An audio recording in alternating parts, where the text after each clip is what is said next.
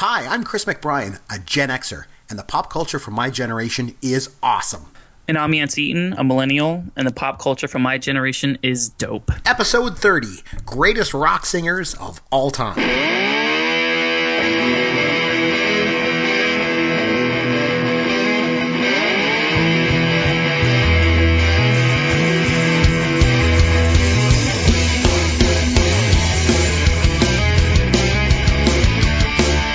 Hey, Chris McBrien here, along with Yancy Eaton. As always, as Pop Goes Your World, we're going to be going into the rock singers, our favorite rock singers of all time. But before we get to that, Yancy Eaton, what's going on in the world of pop for you? I got lots going on, but how about you? For pop, for me personally, not a whole lot. I just welcomed a new niece into my life, which I'm very, very happy about. Yep. So nice. Olivia Sue, she is my fifth combo of like niece and nephew. You know, I don't have 5 nieces and 5 nephews. I have 5 collectively, but I think everybody got that. Nice. So I'm really excited about that. That just happened. And also, I don't mean to steal your thunder if you were going to talk about this, but maybe I can just kind of like segue into it. But I noticed on your Facebook feed that you are going to go see ZZ Top in the very near future. And I was going to mention that. So funny enough, recently my wife and I were having a conversation, and she's like, you know what? If you could go see any band at all, you know, who would it be?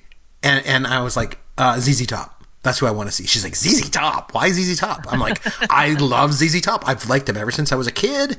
I think their music is great. The early 70s stuff was great. The stuff from the 80s was amazing. And they're just so unique. And I think they would put on a great show. And so I think both musically they would put on a good show, and visually I could just see them just putting on an amazing show. So I'm like, ZZ Top is the band that I would want to go see. The other one would be the Bare Naked Ladies if Stephen Page ever went back in the band. But Bare Naked Ladies, what an interesting selection. I know. Well, because they're Canadian, and I've liked them ever since they came out with their original EP and with McDonald's Girl and all that stuff. So I've always loved them. So but I've never had a chance to see them live. I just wanted to take a second really quickly to talk about ZZ Top. I remember, I grew up with. You like them? Classic rock. Yeah, I love ZZ Top. Okay. Now listen, I'm the type of person where I can acquiesce and I can say that they are not the most technically proficient band. Okay. It's mostly a 3-piece band. Sometimes when they're on tour, they'll have other band, members and stuff, but they're not the most electrifying, technically masterful, musicians of their craft that we've ever seen. But what they do very, very well. I remember hearing my mom and dad talk about seeing them live in concert for the Recycler tour. And whenever I saw your Facebook post, whenever I saw them, whenever my niece was, coming into this world, I was like, hey, let me get the facts straight real quick on this because I wanted to talk to you about it. And they were basically talking about this tour where it was like a junkyard scene, and they had the gigantic magnetic claw that you see at junkyards that pick up cars and stuff whole. Mm-hmm. They basically had that on stage at the ZZ Top concert, right? And they're all performing and stuff, and this gigantic metal claw comes and picks up and basically sucks up the entire drum set.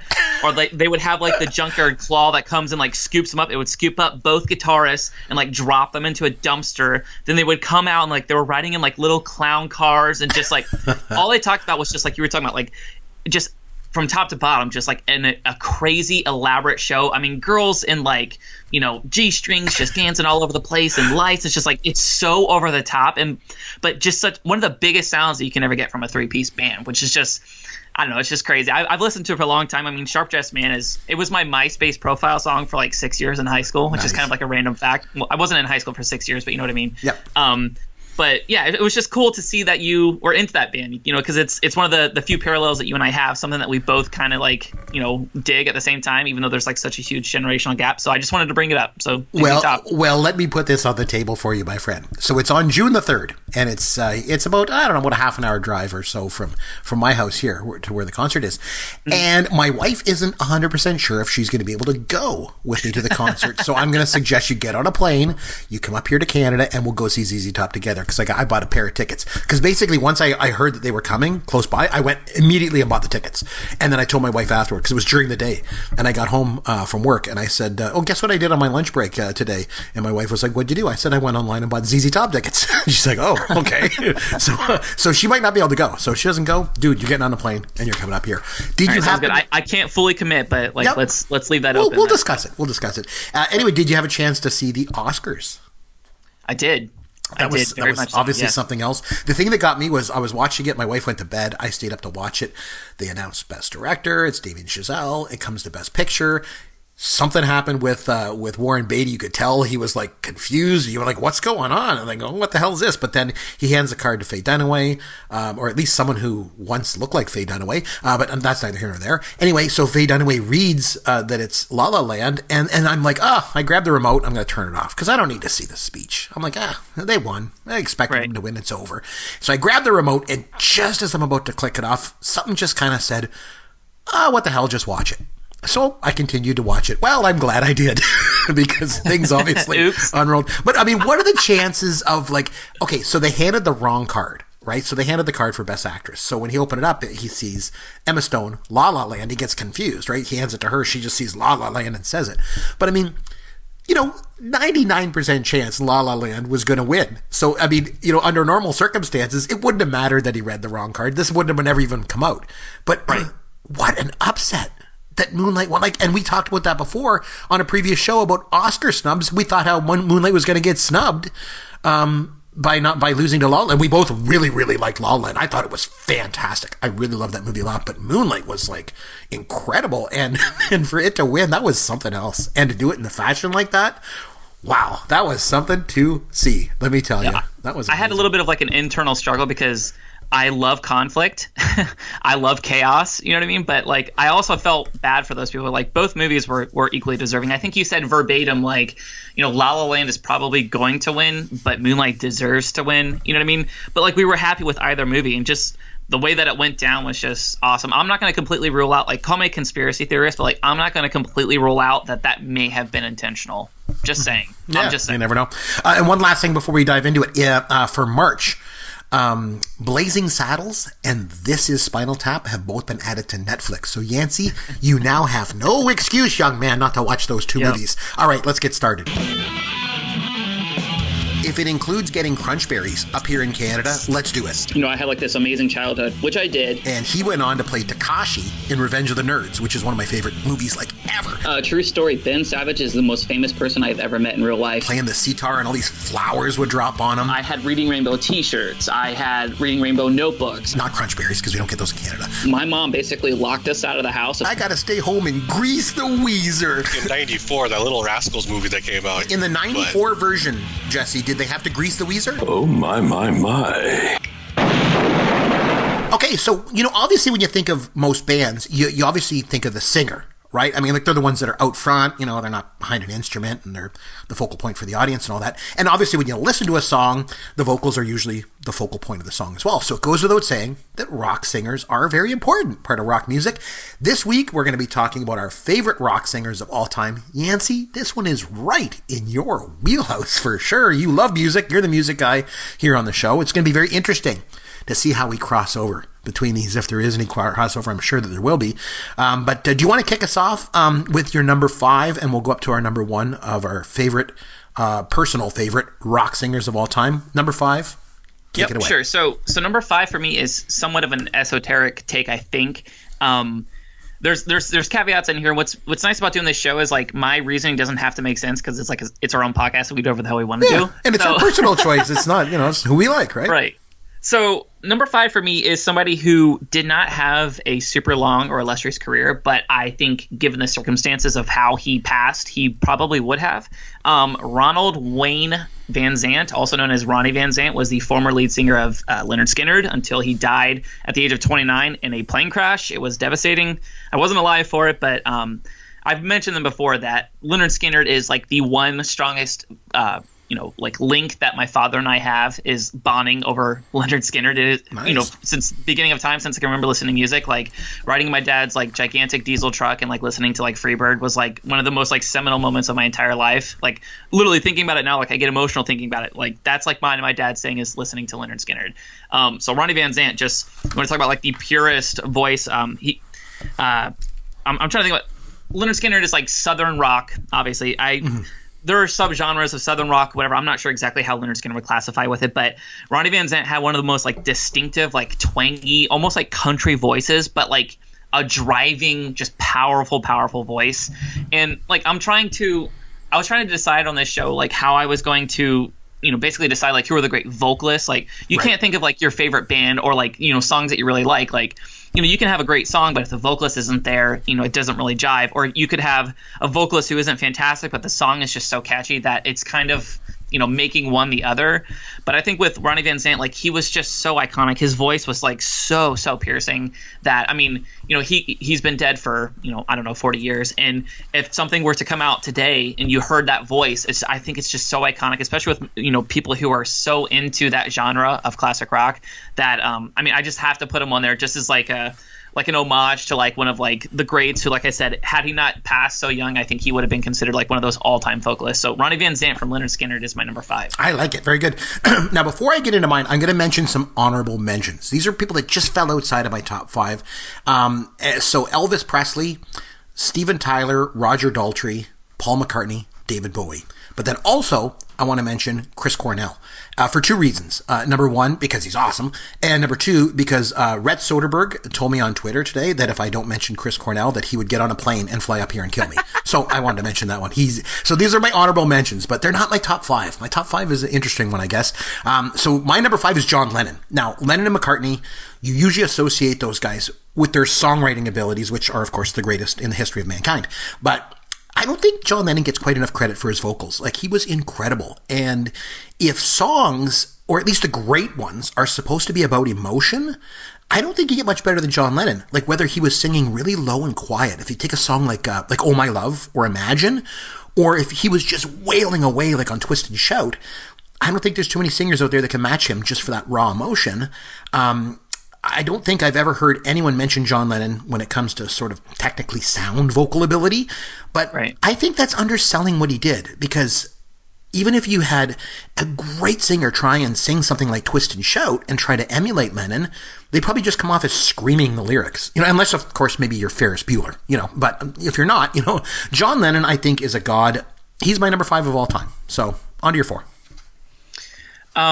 I don't know where I want to put in my honorable mentions, but I guess just because you did it, it's appropriate that I go ahead and do it now. Yeah, just get them out of the way now and then get into it. Yeah, this was extremely difficult because, like I said, I'm trying to parse being a member of a band that I really like versus being a vocalist that I really like. So like, I just want to mention some people that like their voice, super iconic. As soon as you hear it, you know exactly who it is. They have a really wide vocal range, and just they did have some sort of like iconic moments in songs. Like, as soon as you hear it, you know exactly who it is. So really quickly, David Bowie, almost in my top 5. He was right outside of it. You have to put Bowie in there. Yeah. Tom Petty and the Heartbreakers. Good. Maybe not the Heartbreakers because that's his band, but Tom Petty, Tom Petty, one of the guys I grew up with all the time. One of the more controversial ones, I think, as a vocalist, Geddy Lee from Rush. Oh, that's a good one. Ooh, it's like very much a love-hate one. Like either you love Geddy or you hate him. Because he sounds like a girl, right? So he sounds like a girl. He's very high-pitched, yes. And he's Canadian. Gotta like that. Yep, he's Canadian. Billy Idol. Just because, Rebel Yell, like that voice, it's just so powerful. Yeah. Jimi Hendrix, Trent Reznor from Nine Inch Nails, Pat Benatar, Stevie Nicks from Fleetwood Mac. Obviously, she did some solo stuff too with like, what was the album Belladonna, or I own the album, I just can't remember what it's called. I think it's Belladonna. And then a couple like more modern, slightly modern ones, Zach De La Rocha from Rage Against the Machine, and Chris Cornell. Again, I have to mention him from Soundgarden and Audio Slave. So those are my honorable mentions. Or else Rhett Soderbergh gets on a plane, kills us. Right. The last thing I want to do is have listeners showing up at my house. Killing us. Yeah, that sucks. Let me get those out of the way. Yep. All right. So number 4 for me, I talk about all the time, so I'm not going to divulge like too much into this, but Prince, if you want to talk about the ultimate range as far as like, I mean, this guy can literally sing 5 octaves. I mean, you're talking about really, really low registers all the way up, like super high falsettos. And just to add to the fact that he's playing a guitar while he's doing it, and he's playing a hellacious guitar too. I love Prince. Any chance I can get a chance to talk about him, I'm going to. Nice. But just a really, really interesting voice. Like I said, not afraid to go into really high registers, really controlled and sustainable, like in medium range, and like just he can actually like get down low. He can growl. Just could do all kinds of crazy stuff with his voice. So Prince is my number 4. Mixed in with a ton of honorable mentions, and not just his vocal ability, like you mentioned, but again, it comes come back to the point that I made earlier about emotion. If you listen to Purple Rain, it's the emotion that he puts into that song takes that song to a completely different place. For me, anyway, I agree. That's a good one. Okay, my number 4. When it comes to rock singers, I think most people generally gravitate toward the male singers because rock is usually thought of as kind of a masculine thing. You know what I mean? But to me, it doesn't mean all the best singers are necessarily men. On the contrary, I think some of the best are women. And one that makes my list is number 4, and that's Ann Wilson from Heart. I think if you're mostly just familiar with Heart, if you're familiar with them from their big commercial hits of the 80s, which were good, but if you know them only from songs like What About Love and, All I Want to Do Is Make Love to You or These Dreams, and if that's what you know Heart for, I think you need to go back and listen to their stuff from the 70s, like Kick It Out, Magic Man, and especially Crazy on You. In 2012, Led Zeppelin were at the Kennedy Center Honors. I don't know if you have had a chance to see it, Yancy. If you haven't, it's on YouTube. So what they did was a bunch of artists got together and did covers of Zeppelin songs. And Zeppelin themselves, the 3 of them, their surviving members, were in the audience. And for the finale, Jason Bonham, John's son, obviously, he joined Ann and Nancy Wilson and they did Stairway to Heaven. And now, I know she wasn't Robert Plant, but she was amazing. And she managed to make Robert Plant cry when he's listening to the version of the song. So I did see this. It's on YouTube. I did see this. Oh, good. So again, go and check it out if you haven't already. And also check out Heart stuff from the 70s. You're going to see just how good Ann Wilson is. So she's my number 4. What's your number 3? All right. I there's going to be so many omissions here, which is really upsetting, but I should have mentioned her. I mean, and I know we're talking about vocalists, but if you want to talk about guitar riffs, Crazy on You has to be up there. So I mean, that is one of the best. So what are we on, number 3, Chris? Number 3, yeah. Number 3, I'm going to go with one that is still recording today, still making relevant, I want to say chart-topping music, but very culturally relevant music, and that is Tom York from Radiohead. Oh, cool. Tom York is another one, like we mentioned with Prince, where a vocal range, unlike most singers that you're going to see, most singers I think sing between 2 and 2.5 octaves. So they basically they hang around the exact same register. You don't see them going super high and you don't see them going super low. Tom York is the exception and not the norm, where he can craft songs in all types of different ranges. There are songs where he is just all over the spectrum, really powerful voice, and when he gets up super high, it's still super clear and you can still identify the fact that it's Tom York singing. So I mean, he's done obviously a ton of stuff with Radiohead, multiple albums. He's done solo work. I think the last solo piece that he did was Today's Modern Boxes, which got almost no publicity whatsoever. He released it on BitTorrent as opposed to a conventional distribution model. But all of his stuff is just super underrated. And I mean, I honestly still think he's the best vocalist still recording today, currently, as far as just range and the dearth of work that he's done. So Tom York's my number 3. He could easily be number 2 or 1. I think in 10 or 15 years, if they're still putting out quality albums like they are now, he may be my number 1. Very cool. Okay, I mentioned before, I think some people tend to associate rock singers with men, right? But there's been amazing female singers out there, Patti Smith and Tina Turner, and Debbie Harry, Stevie Nicks you mentioned.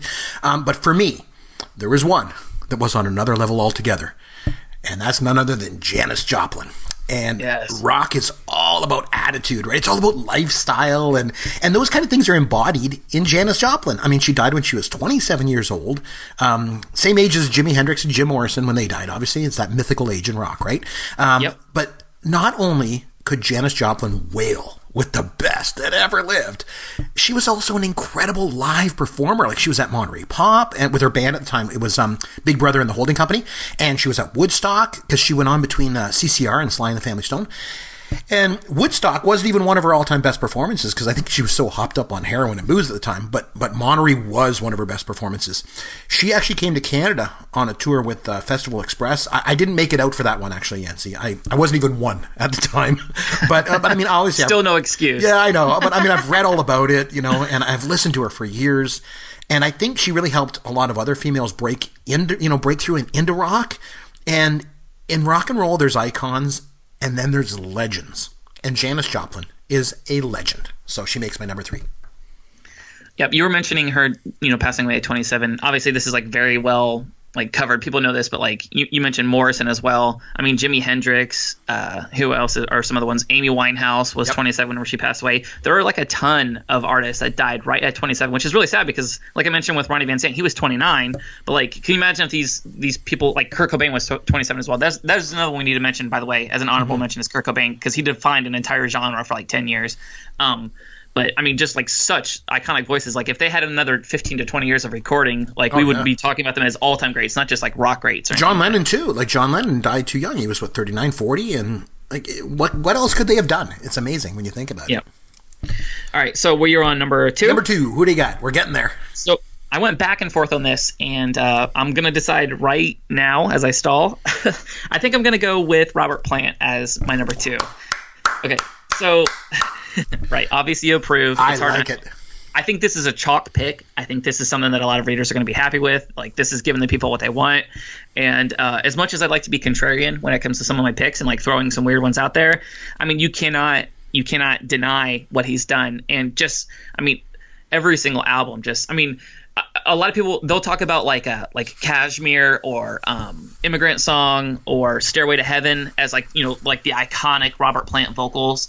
I like more kind of like esoteric stuff like Fool in the Rain. Like that is like one of my favorite vocal performances of all time, because like you can literally see like the angst, like the yearning in that song. And like, you know, he doesn't really get credit either by most of his like older diehard fans for stuff that he's done recently. Like, I don't know if you listened to the album. I'm trying to remember what it was called. It won several Grammys, but it was with him and Alison Krauss. And like even the stuff that he did with the Band of Joy, like his newer band for the last couple of years. I mean, he's just so talented. And just that scream, like going back to the Immigrant Song, that scream at the very beginning, I mean, it just sends chills down my spine thinking of it. He's just so talented. The vocal range is there, obviously. Just an iconic rock performer. He could do any style, any genre of music. And I mean, he deserves to be up there with the all-time greats. So Robert Plant's my number 2.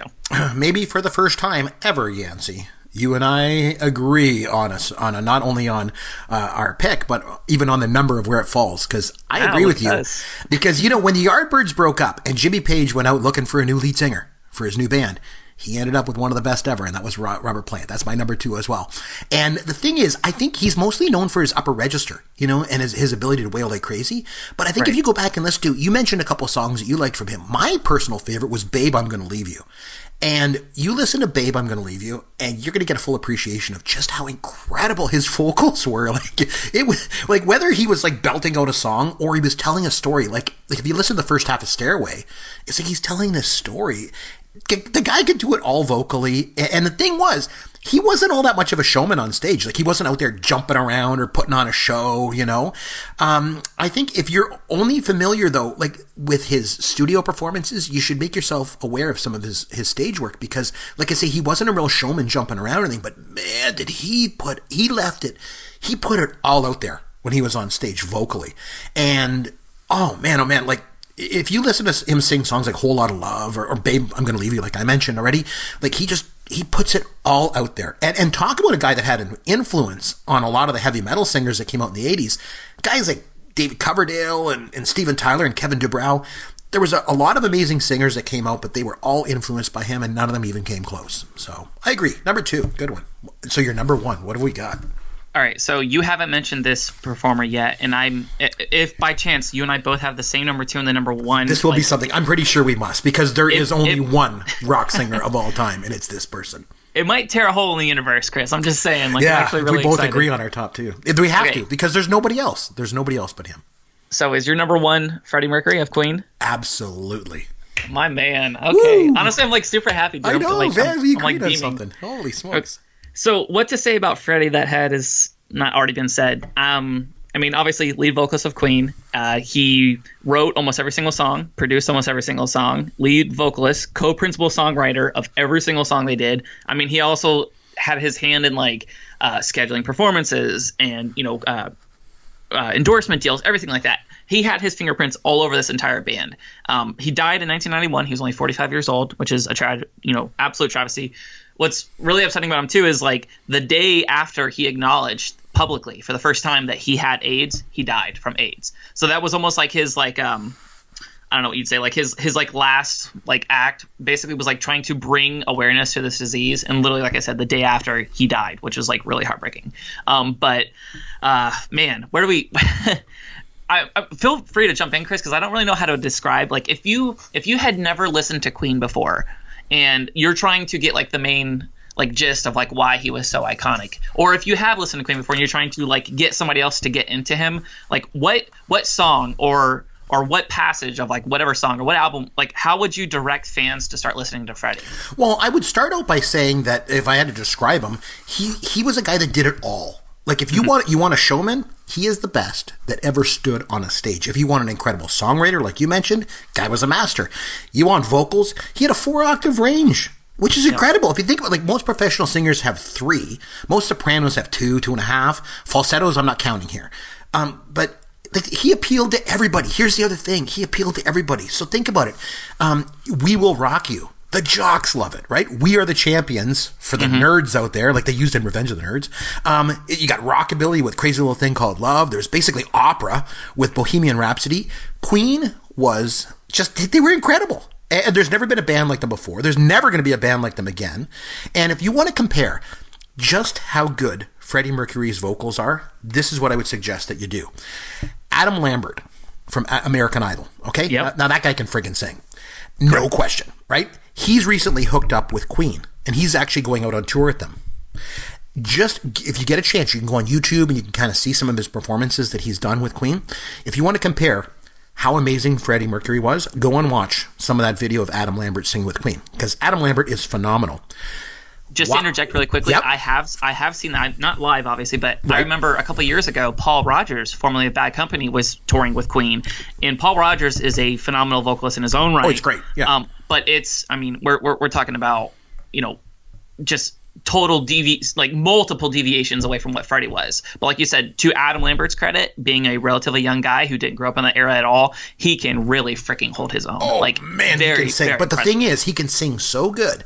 But watch him sing Queen, and then right away go and watch Freddie Mercury. Yeah. There's no comparison. Freddie Mercury is the greatest rock singer that ever was. He's the greatest rock singer that ever will be. He was the best. So let me ask you really quickly. Yep. So what is your favorite Queen song? Oh, gosh, that's a good question. That is really, really tough. I think it always was and always probably will be Bohemian Rhapsody. Right. So in my childhood, it was always Bohemian Rhapsody for me as well. But I think now, like, anytime like I sit down and listen to the albums, if I listen to Somebody to Love or Under Pressure with David Bowie, it is hard to listen to those two songs and not get emotional. Those are like the most the most powerful, like emotionally, like heart-wrenching songs I think have ever been written. And like, I don't say that with like any type of hyperbole whatsoever. Like, those are powerful, beautiful songs. And like his, like with Somebody to Love, how it starts out, and like with the, you know, how it ends slowly with like a piano. Oh, like, a nice piano start, but the way it ends, when he goes on that run, that vocal run at the end of Somebody to Love, it's like he's schooling the world. This is how you sing. This is how you sing, everybody. He's playing chess and we're playing checkers. Dude. There you Seriously, go. He's in his class of his own. I'm so glad that we came to a consensus on this. Isn't that great? Seriously, yeah, because he seriously is like undisputed number one of all time. So no questions. Cool. That's for the first time ever, ladies and gentlemen. We agree on our number one and number two. That's something else. Okay, time now to have some fun with Yancy. Okay, Yancy, are you ready? So what we're going to do this week, because music's kind of in your wheelhouse, that's your thing, right? I decided I'd ask you some questions about some really famous rock vocalists over the years. And I know you're going to get all these because these ones are easy, okay? Are you ready to go, my friend? Yep, I think you're being slightly sarcastic here, but yes, let's go. No, I'm not. I mean, like, this is your wheelhouse. Like, you love music. You're much more schooled in music than I am, so I think you're going to be able to do well. Okay. All right, let's do it. I'm going way back, though. But still, it's going to be easy, I think. February the 3rd, 1959. Widely considered to be the day that the music died. Because on that date, a plane crash took the lives of 3 rock singers. Yancy, can you tell me the name of the 3 singers who lost their lives the day the music died? I know it was Buddy Holly. That's correct. One. I should know the other guys, Chris, but la, la, la, la, la, la, bum, bum. It's Richie something. It's Richie definitely Valens. Buddy Holly, Richie Valens, and I can't remember the other guy. The big Bopper. The Big Bopper. There you go. So you got it. So, okay. So just continuing on that little theme there with the day the music died. That was obviously immortalized in the 1971 song "American Pie." Right. Yancy, who wrote and sang the song "American Pie"? That would be one Don McLean. Very good. Okay. All right. Okay. So born Anna Mae Bullock. This singer's career began as a duo with her physically abusive husband. And she's gone on to a career that spanned 5 decades, has also included acting in films like Mad Max Beyond Thunderdome.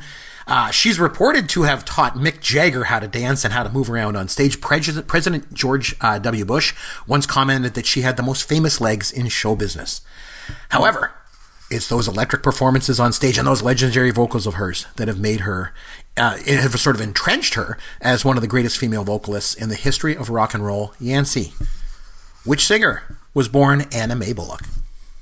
This is I put her above Aretha, which I think would piss off a lot of people. But Tina Turner is just like top to bottom, like the epitome of a performer. As great as Aretha was, she was never a phenomenal dancer, and Tina Turner was like all of those things in one, while also being a phenomenal singer. So, but everyone wants to party with Aretha.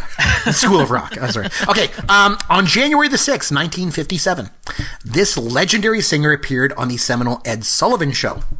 However, since he was known for gyrating his hips when he sang, when he appeared on the show, he was shot from the waist up so as not to offend the censors. Yancy, who was this hip-shaking singer in 1957?